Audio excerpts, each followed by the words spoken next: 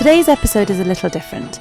Rather than one of our usual interviews, we're delighted to be sharing a special episode originally recorded for the Technician Commitment podcast, which I co-host alongside Mike Bayliss. In this conversation, we speak to Tim Savage about his new book, exploring the role of teaching technicians in the creative arts. It's a fascinating discussion about a part of the technical community that often doesn't receive the recognition it deserves, and we felt it was a conversation that would really resonate with our Technically Scotland listeners too. With the kind permission of the Technician Commitment, we're delighted to cross-post this episode to help share Tim's work with an even wider audience. We hope you enjoy the conversation.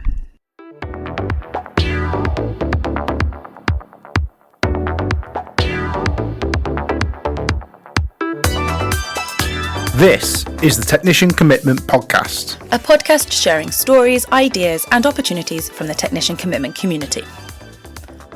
Driving change together.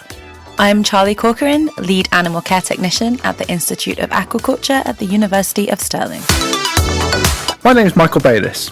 I am the Senior IT and AV Technician within the School of Histories, Languages and Cultures at the University of Liverpool. This podcast is created by the sector for the sector.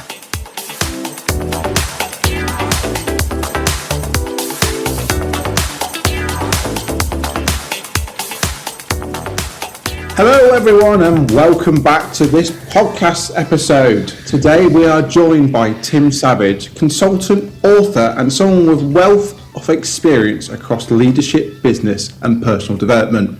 We'll be talking to Tim about his new book, the journeys behind it, his career experience and what continues to inspire his work every day. We're going to dive into some of the lessons Tim has learned throughout his career, the challenges and successes along the way, and some of the key ideas behind his new book. Tim, thank you so much for joining us. Thank you. I'm a keen listener and I'm delighted to be here. So let's start at the beginning, Tim. What drew you into your line of work? Well, in a word, photography. I was a creative arts specialist at school. I went to art school, and photography is a technical art form. It balances the kind of aesthetic and the technical, and to get the best aesthetic you need to be really understanding the conventions and the knowing how things work, the possibilities. I received a grant from the Prince's Trust to buy my first camera, and it really set me on a path, and I smashed it at GCSE. I got an A star, and I was delighted. All my other grades were terrible. But when I went to university, I went there with such enthusiasm. I came in as a practitioner. I was curious. I was excited. But actually, that journey was transformative in the wrong way. I felt de-skilled. I became demotivated. I didn't feel good enough because the focus was on theory, really, rather than practice. It's about talking about photographs rather than actually creating photographs. And it felt like there was a real mismatch. My talents were in the kind of envisaging and the creating and the using the technology and pushing the boundaries. And I was working externally at the time, freelance, where actually people really valued those technical skills I had, but at university they weren't reflected in the criteria. And over time I took a job as a technician, photography and AV, and it occurred as photography transitioned broadly from analog to digital technologies, where actually I was really enthusiastic about the possibilities of the new medium, and I wasn't wedded to old technologies, and I found myself working with other people in the university to really expand what photography could be in this new format, and I suppose I found I could make a difference, and so photography, which is I still think of myself as a photographer. I do other stuff as well, but that was kind of, I suppose, the route in to technical work, really, to value that forms of knowledge and how that knowledge is taught and learnt. I'm really pleased that you said you smashed it. When you said you smashed it, my eyes opened thinking, he's got this camera and he's just smashed it. But you smashed the grades, which is fantastic. Really, my heart dropped then as an AV technician. It's fantastic that you've sort of started off as a photography student and worked its way into a photography technician / AV technician. Was there a defining moment early in your career where you realised this is the path you wanted to pursue? I suppose I haven't really decided if this is the path I want to pursue yet, despite my, middle and late career stage. But there have certainly been some sliding door moments where taking one path has kind of restricted another. And early on, I suppose I joined in 2000 as a staff member in HE, is, well, what do you do when you hit the top of the grade? Because a lot of technicians I know face that same dilemma, and really the two options that were out there at the time, one wasn't very likely, which was to become an academic, and the other was to be a manager, and I wanted to continue with my practice, and these days things are a little bit easier in that regard. There's more positive routes for people, but I applied for an academic role and I didn't get it, and I didn't get feedback other than, technicians can't transition to academic roles, and that felt really unjust. And I felt quite unhappy about that, because actually I met the criteria, I was teaching other institutions, and I thought, well, actually that's okay, I'll take that. But it started a fascination with me between, what is an academic teaching role versus what is a technical teaching role? Where's the difference? What's the line between? And that would really set me on my path as to what I was going to research. And ultimately I became manager, which I had greater impact, much greater impact than as an individual, working with teams, outside my discipline, at a team level, a campus level, and a university level. I mean, I worked up through technical services manager. I became the director of technical learning at UCA, so multiple campuses, multiple disciplines. And that really, I suppose, gave me a sense of what was possible when you bring people with you on a common cause, which was far more than I could have achieved as a photographer, though I did all right there.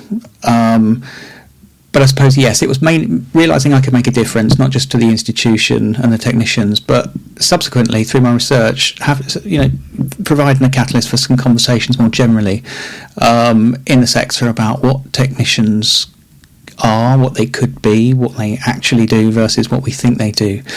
So yeah, I suppose the defining moment spread out over time, and it still continues to that path is still working its way. I think we'll have a lot of listeners that relate very well to you saying you still don't know if it's the path you want to follow, though. That's possibly a lot of people get through still don't know what I want to do when I grow up, as I say quite a lot to my kids. So. It's brilliant to know that you've applied for an academic role. You were somewhat classed as a teaching technician, and you've got knocked back. What were some of the biggest lessons that you've learned in your early career stage that you've learned from? Well, I suppose early on, something I picked up quite quickly, I think, was that my institution at the time I thought of it as an effort amplifier, in that the more I put in, the more of myself I invested, the more that I benefited. And accordingly, I would put my hand up for everything. So if there was a working group to explore, I don't know, something on the fringes of my role, or even something that wasn't, that I could lend a perspective to that might make it better for the people that I work with, then I would do that. And it created a really much more interesting and fulfilling work life. It helped expand my network, because I was meeting people, within the institution and beyond that I wouldn't have otherwise done. And I developed a small reputation for someone who might be able to help with certain things. And that, I think, I saw others do it too, and I suppose the risk of that is, of course, you end up working, in spaces and taking on more responsibility, and you can become oversubscribed. But for me, I really felt that when I was putting my energies in, it was paying me back, and I think that felt like going the extra mile became the norm. And that, I think, it drove me, and I saw success, and success builds success. But another lesson, I suppose, early in my career to just kind of progressing into my more junior management roles, was how to manage the them and us relationships with the academic staff.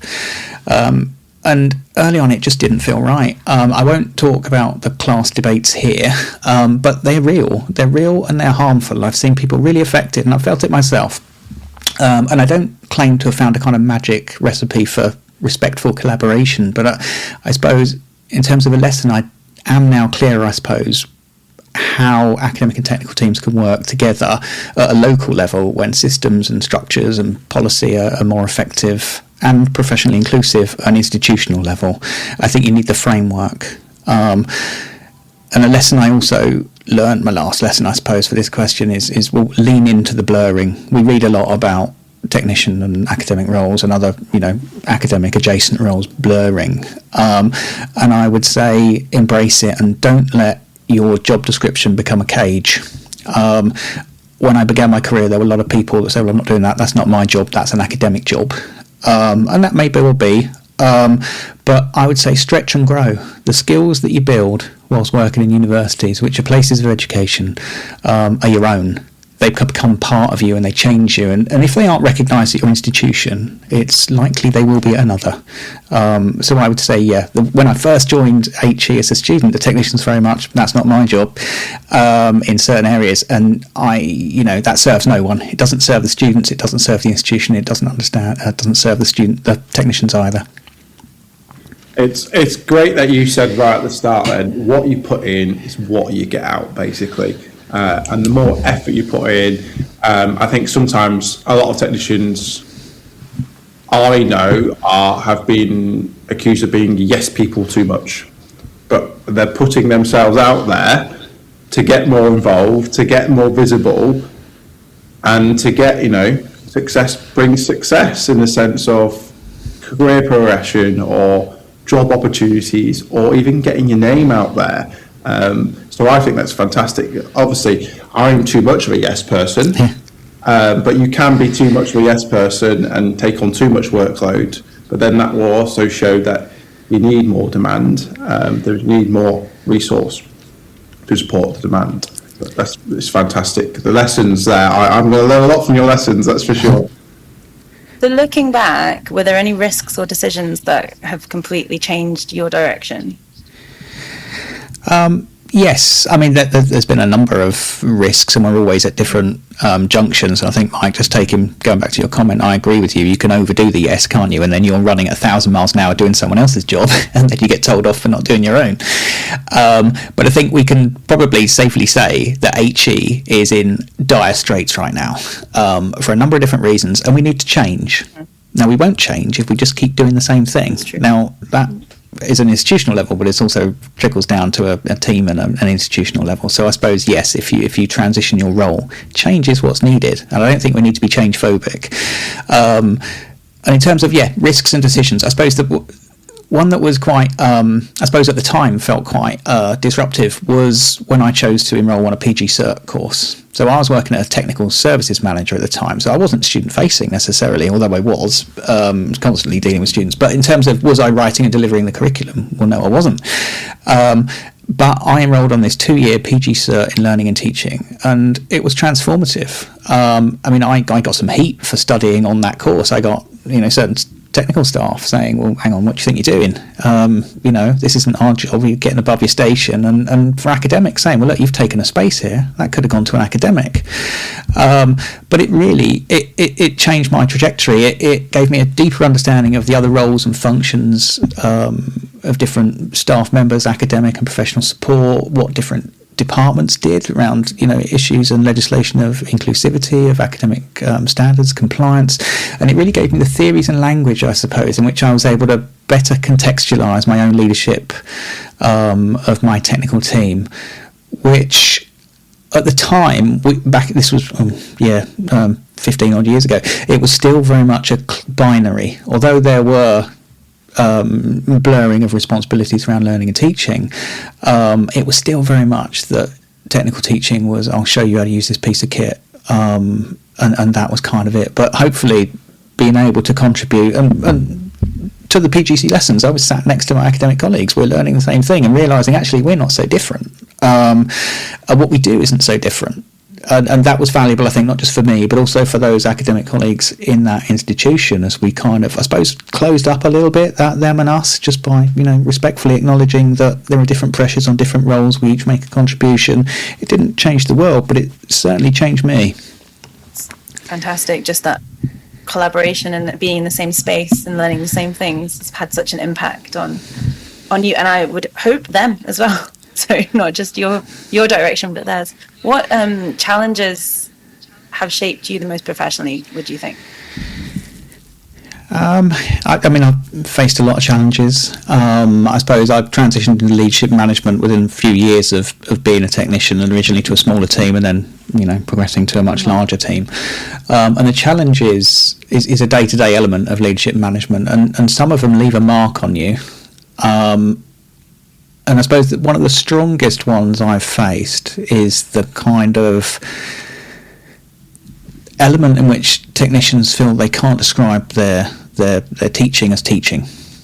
We tend to use the language of instruction, induction, demonstration, tutoring, but it's actually quite rare that someone can say, I'm a technician and I teach, without feeling that they're somehow, encroaching into a special thing that's only done by academic teams.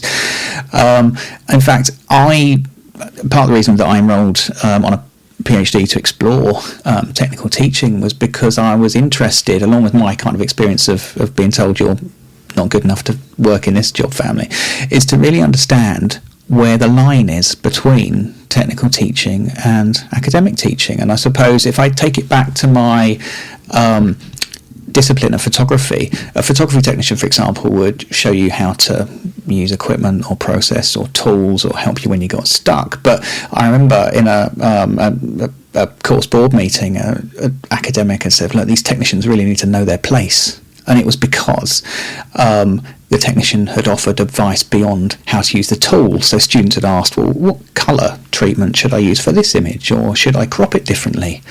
And the technician had given an opinion and suggested, well, actually, you should look at this artist because this artist uses the same technique you're using.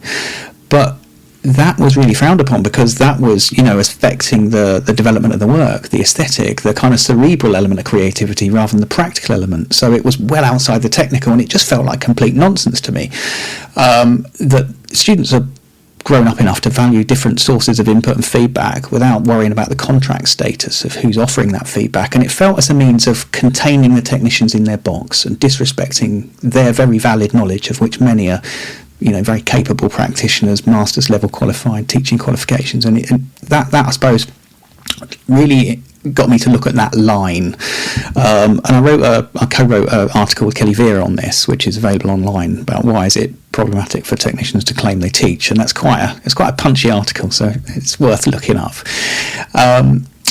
But when I explored this through my research, one of my participants described it as institutional gaslighting, which I thought was a great phrase. But it really points also to technician imposter syndrome, which, that's a challenge that I face. And I listened to the interview of Jatine when he talked about winning the Times Hire Award and just not believing it and checking the next day that it was actually him. That's absolutely the case, a major challenge, and it's so easy to be self-limiting as a technician because we exist in a world where we're defined as non-academics, so defined in the negative. So yeah, a challenge that shaped me professionally is certainly imposter syndrome, and my approach to it, I don't know if it's the right one, but is to credentialise and grow. So to try and get more qualifications, to write papers, to advance the HE fellowships. But the problem with imposter syndrome is the more you develop, the less you feel that you've, you're worthy of these accolades that you've collected. So I suppose the way I've dealt with that is I just kind of have to make peace with success. And technicians don't do that. You pay a technician a compliment and they're deferential. It wasn't all me. I had plenty of help. And actually, as a group, we need to stand up and take some credit and, recognise not just when you've done well, but when your peers have done well. Because I think making peace with the fact we're an important job family and we make a real difference is a key that can at least help dent the imposter situation. Imposter syndrome is something we talk about quite a lot, isn't it? It comes up quite a lot, and I think everyone experiences it to some degree, but I like that, make peace with success. I think it's a lovely phrase. You can use that all the time. Was there a moment where things didn't go to plan, and what did you learn from that? I'm assuming there's probably more than one moment where things Loads, and I suppose a big part of my career has been planning for things that didn't work out. Things like capital investment programs, bidding to different funding providers, staffing requests, business cases, technical strategies. All those kind of things are speculative, and you have a plan, and it doesn't always work out, and that can be a little bit demoralising. That's abortive work, isn't it? Or it can seem that way. And I suppose one of the most significant ones I can think of is I spent 6 months of my life working with architects, technicians, lecturers on a plan for a £40 million business school in Epsom at the campus of the University of Creative Arts. And it was a complex building, very high profile architects. I'd worked out the sizes and specification of all the specialist technical spaces. We'd modelled student number forecasts, the way in which different disciplines, creative and other, were taught, what were the pedagogies, what were the learning outcomes, how many hours would people need to spend. It was huge, and that work went into a schedule of accommodation so that the architects could build that into this incredible pinnacle piece. And it was a complex pressure. It was the VC's vision. There was no ambiguity around this. This had to be perfect. And it cost me evenings, sleepless nights, but ultimately it was never built. We never found the £40 million. And that, I suppose, I had to make peace with that, because that energy I could have put that into other things. But I sort of reflected on this, and I'm proud of the work that I did, and if it had been built, it would have been incredible. But the fact that it didn't, I had to make a deal with myself that, I didn't need to feel sad about this. That was outside of my control. I did my very best, and actually I learned a great deal of planning and kind of the language of construction, and going through REBA architect stages and competitions, and that in itself was an outcome for me. But also a bigger thing that I picked up from it, I suppose, is that institutions quite often plan for grand things. And actually my presence in the project was that having, pragmatic, calm, technical brains that go through this and show that actually the project isn't viable is a good outcome in and of itself. So although the thing didn't get built, at least we knew what it needed to be, so the decision not to go forward with it was appropriately informed. So yeah, I suppose that's a spin on the question when it didn't go to plan. But sometimes your involvement as a technician means it doesn't go as somebody else envisages, because they don't necessarily have the full understanding of the facts of what that vision is. Yes. Because it's a mental image until it becomes a kind of, technical, real-world material image, which is something that I write in my book about technicians transitioning from a mental realm into a physical realm. I think that even on a smaller scale, even just technician involvement in experiment planning or project planning, it will change from what the academic initially thought just by having your involvement in that. So it's such a great point that, yeah.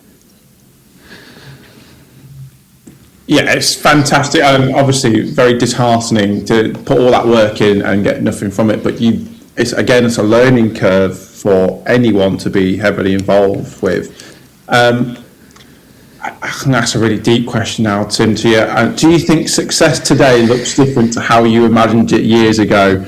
Do you think, as a young Tim, do you think you've progressed to where you wanted to be? Oh, wow. Let me return to my inner self. Well, I suppose I'm the first in my family to go to university. Never expected to get a degree. Ended up with 5 of them.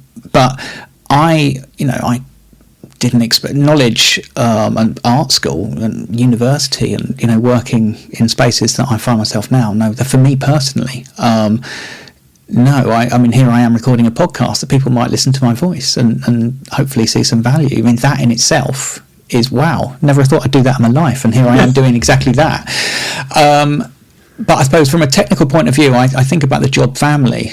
And I've been a part of that, and I've lived it. I've been so fortunate, I think, in my career to have had a front seat in a small university where you were drawn into everything. In much larger universities, you are, atomised, and the technicians are in one, different corners, and probably don't get involved with kind of the running of the institution and fundamental decisions about the character of the curriculum, what's taught and how. I was fortunate to do that.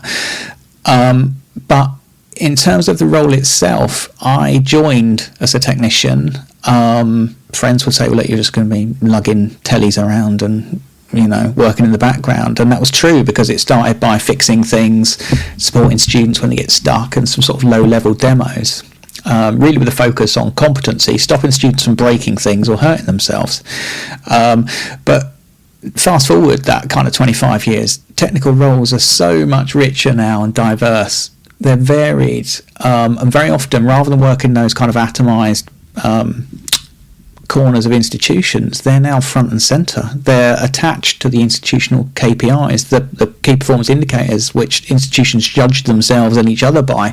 So there are technicians being recognised in the ref in 2029. The metrics there are being established. It will be more inclusive. There's great work being done there. My former line manager, Simon Macklin's the chair of the People, Culture and Environment Group, and Kelly Veer is actually the deputy chair. So there's a real sense of technicians being present in that. The TEF too. I've just literally today I've written a guest blog for Advanced HE that will come out, and it shows that in 2017 just under a fifth of technicians were referenced in the TEF by providers, but by 2023, I did some analysis recently, that had increased to over a third, and that didn't have time for the talent recommendations to have had an impact on 2023, and neither will it have captured the work on career pathways, promotional pathways, the ETPs that are found in the sector.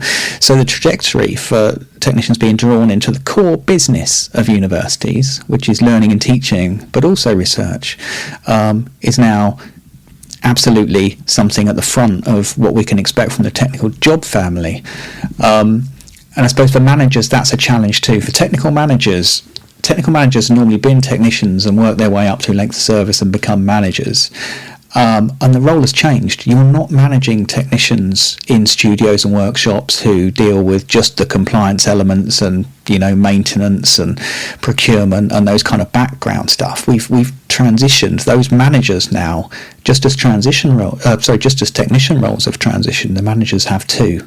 And I wrote a blog on that quite recently, and I talked about the 5 Ps of technical management now, which is people, performance, productivity, politics and policy, which is very different to health, safety, maintenance and those kind of, you know, behind the scenes elements. So much more are involved now.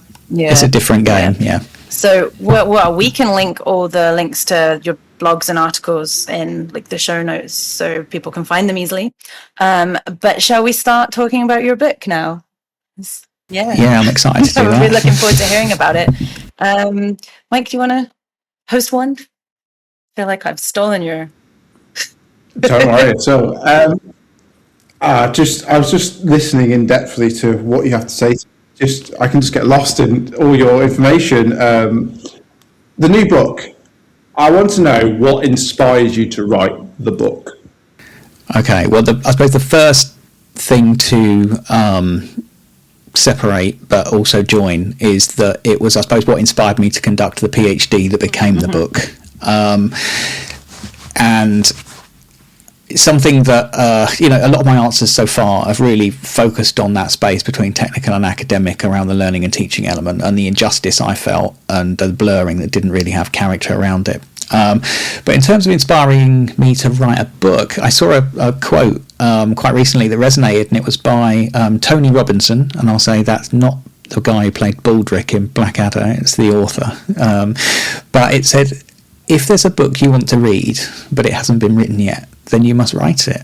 And I thought, well, actually, that's kind of what I did, because as a PG Cert student trying to make sense of my technical teaching and learning, I found that all the literature I was reading and all the policy and research was written by academic staff about academic practices and for academic audiences. And I didn't feel like I belonged, but what I was doing felt a lot like what the academic colleagues were doing.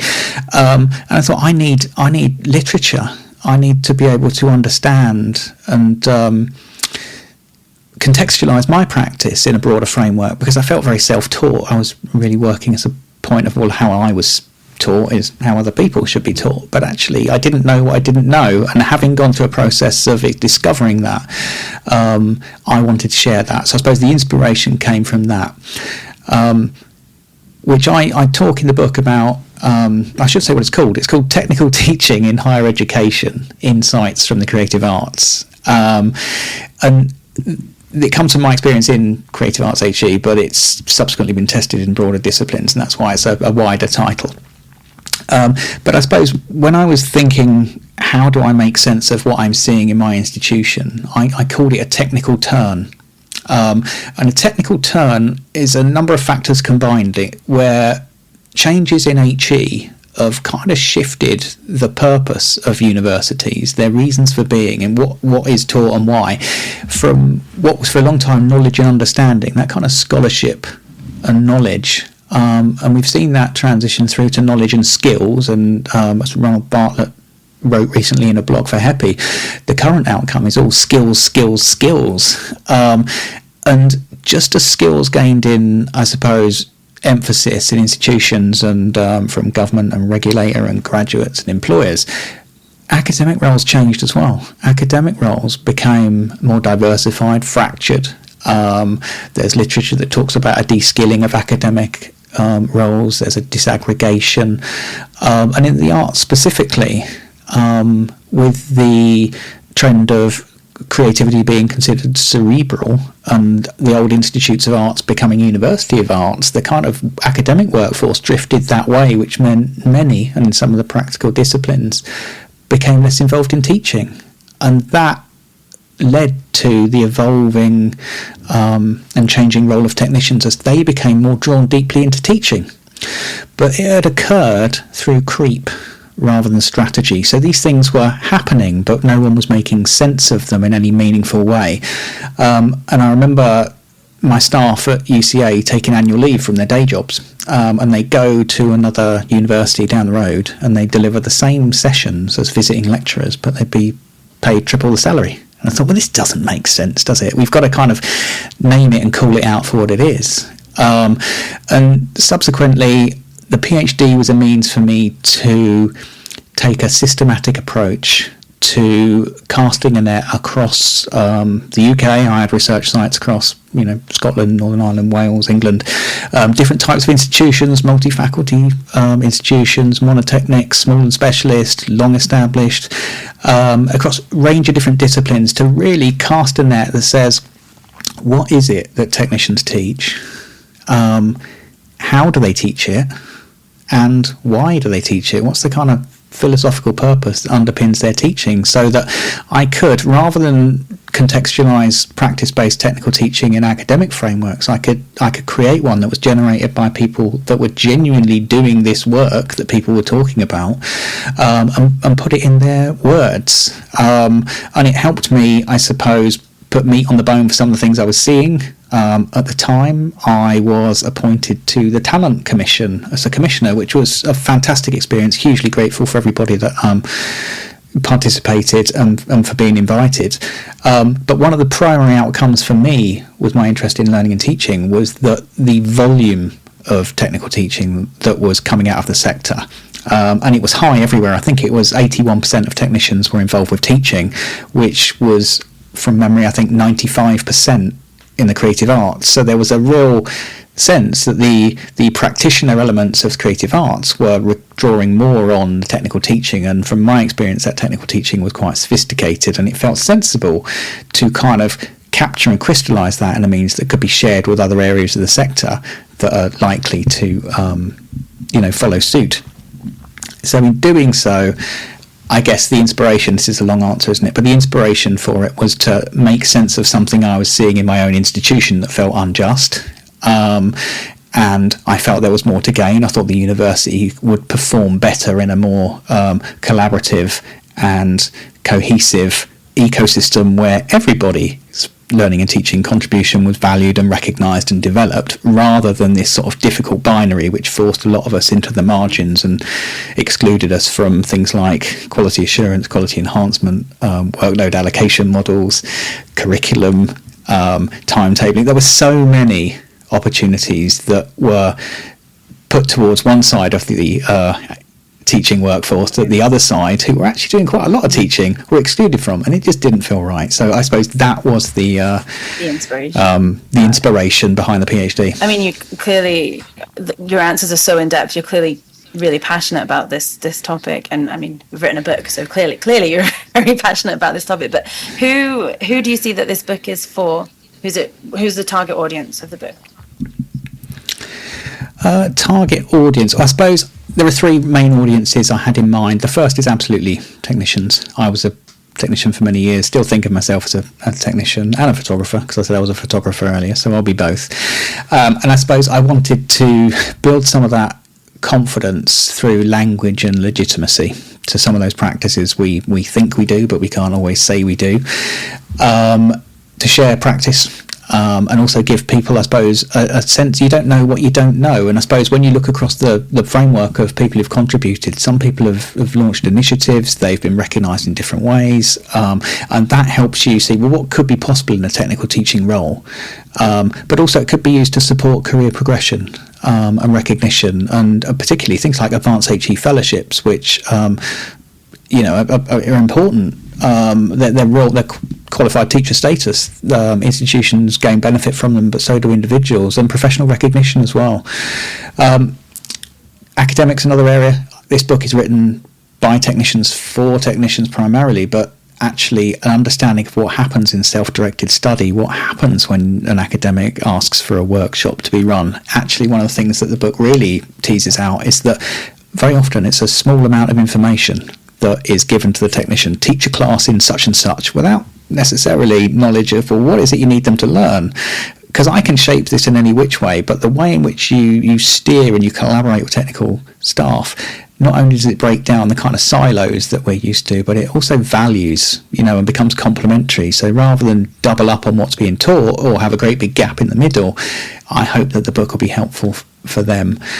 And the sector, I suppose, in my career I've worked at different levels, and as a member of a university executive and a director, and working with other organisations, I know that a lot of the information is drawn on outdated stereotypes of what we think technicians do, and I suppose I want to provide the information, a kind of empirical framework that's been drawn from real world practice in our universities to help inform decisions about, well, what do we do with the technical model going forward? How do we recognise it, resource it? How do we plan workforces? And that could be at an institutional level, or hopefully policy and government level.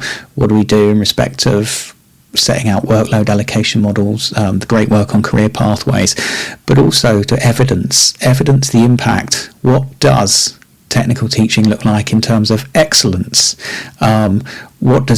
How do we best record it in the TEF? How do technician activities affect the NSS, and how do we improve those metrics?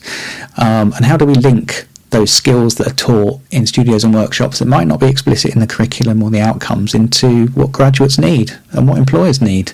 Because I think something I'm passionate about is connecting. If somebody comes to your university and you sell them a particular experience and a possible future is to deliver on that, and a risk, of course, is that if you talk about a career in a practical based discipline, as I talked about in photography, I came in as a photographer wanting to be a photographer, and I was under the impression that's what my course would be, but actually it tried to make me a fine artist with a camera rather than a photographer, and I suppose I would have become a theorist.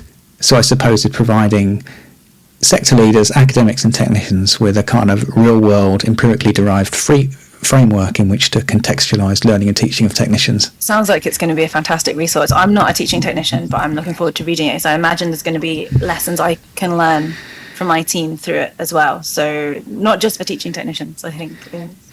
No, support. So, I mean, teaching is a broad church, and everybody in the university should be contributing to the core mission. Now, there's the famous quote of NASA, isn't there? The guy who cleans the toilets, putting a man on the moon. And I suppose this is a similar piece of recognition, no matter what your role. And it also extends sideways. I talk about technicians because it's my passion, but there are many other people in a similar boat, whether they're academic librarians, careers advisors, those third space roles is of people who support students, where actually that's where learning happens. It's outside of those teaching moments where students make sense of that knowledge and they apply it in new ways, and that's when the technical workforce who are there at that particular time, who deal with that student's individual problem. That's where the breakthroughs very often happen. So no, you don't have to be a teaching technician. This is a celebration of the technical job family. Fantastic. And did writing the book change your perspective on your own experiences at all? Yes. That's a good question. In fact, it didn't just change them. It really helped me organise them and evidence them. And I suppose that helped me take what was a kind of constellation of thoughts and put them into a kind of linear, explainable sequence, because that's what you have to do when you write a book. Same way when you plan a demonstration or a lesson. You know loads about your subject, but to kind of articulate it in a way that an audience can not get turned off too quickly because you go large. And that's really, I suppose, what I did transitioning the PhD into the book, is to keep the meat of it, but take it away from being an academic textbook or a scholarly text and produce it as a reasonably easy to read, helpful document. And I suppose in terms of a different perspective, it helped me see something from the perspective of the participants, of which there were, I think 24, but drawn from very different backgrounds to me, and different institutions, different disciplines. And it helped me realise, I thought what I was doing in my university at the time was, really unusual. We were pushing these boundaries, hadn't heard much about it. But when I went out into the world, it's happening everywhere. And actually in other places, really successfully, and sometimes better. So I suppose it helped me realise that my perspective that had been kind of narrow and inward facing was actually better informed and more robust when I looked outward. And that was helpful through talent and nationally.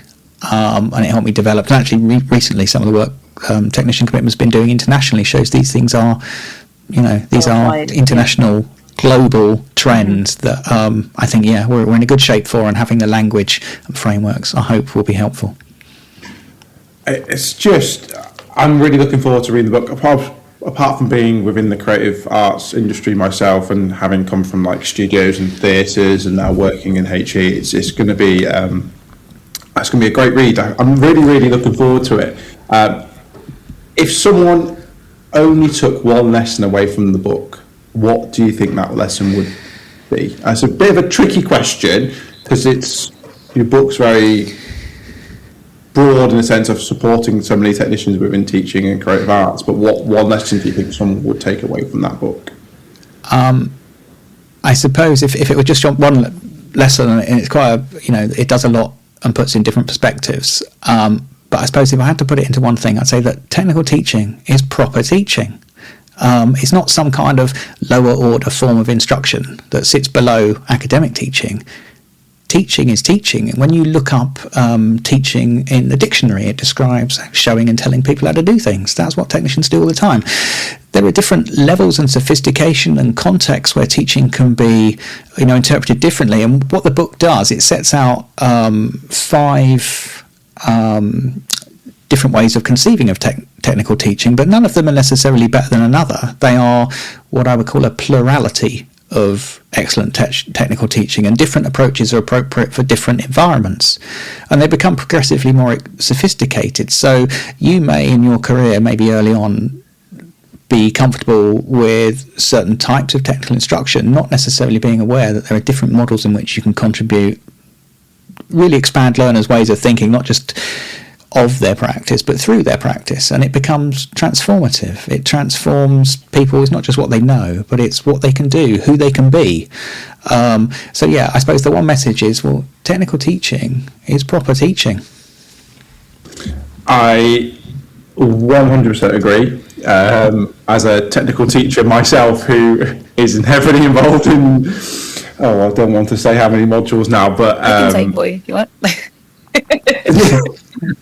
It's looking like 20 in the next academic year, which I don't know if I'm feasibly able to cut myself into 20 pieces to support every single module. This is you going back to being too much of a yes man, I think. Yeah, it's just a yes man. It's too much of a yes man. But the problem is, if you enjoy it, that's the thing I'm getting from it. The enjoyment of supporting the students. One of the things that I was taught, technicians are there to help people. That's your main sort of tagline, if that makes sense. And I love teaching and demonstrating and supporting students, and seeing that that light bulb effect pop in their brain that, it's that simple. This is really fun. This is really interesting. So, I'm hoping everyone's going to get out of the book more than that one lesson, and I'm hoping everyone's going to draw so much information from the book,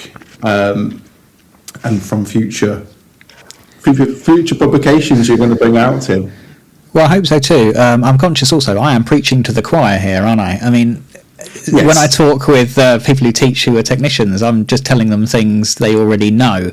I suppose one of the benefits I hope that the book will do is it articulates these same sentiments and content, but in academic language and frameworks and forums, where actually the book closes with a really provocative chapter on how HE needs to change and how it should change and why those changes are kind of desperately needed.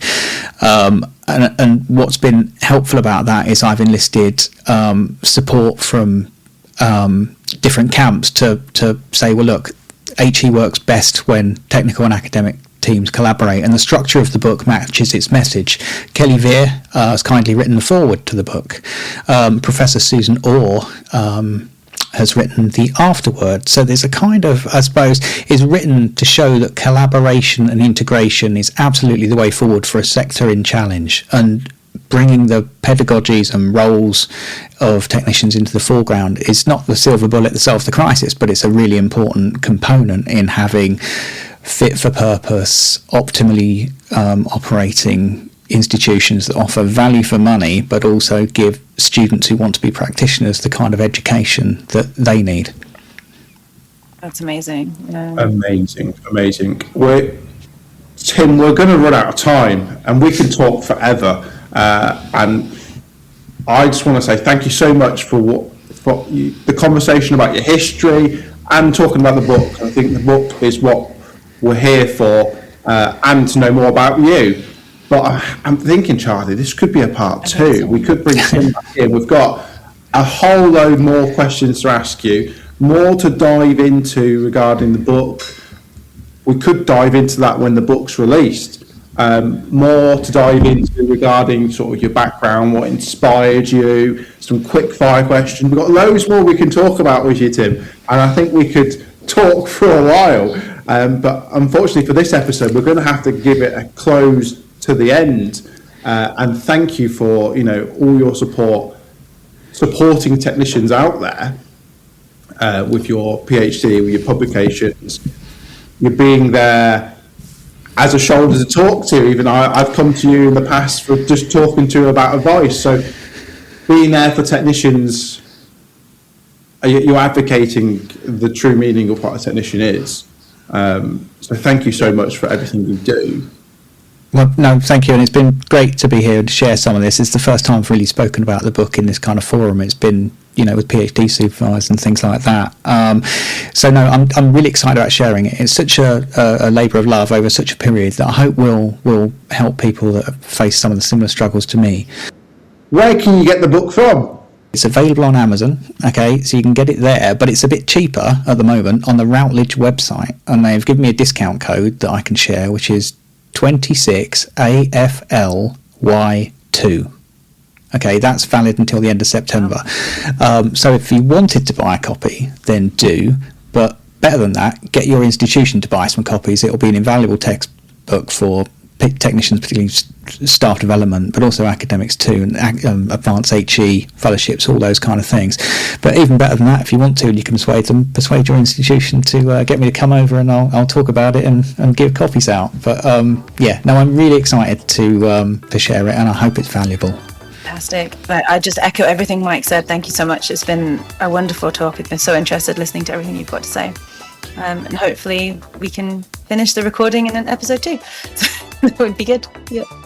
Thank you for listening to the Technician Commitment Podcast. To learn more about the Technician Commitment, or if you're interested in joining, please visit the Technician Commitment website, which we will link in the description of this podcast. To make sure you never miss an episode, subscribe to the Technician Commitment Podcast wherever you get your podcasts.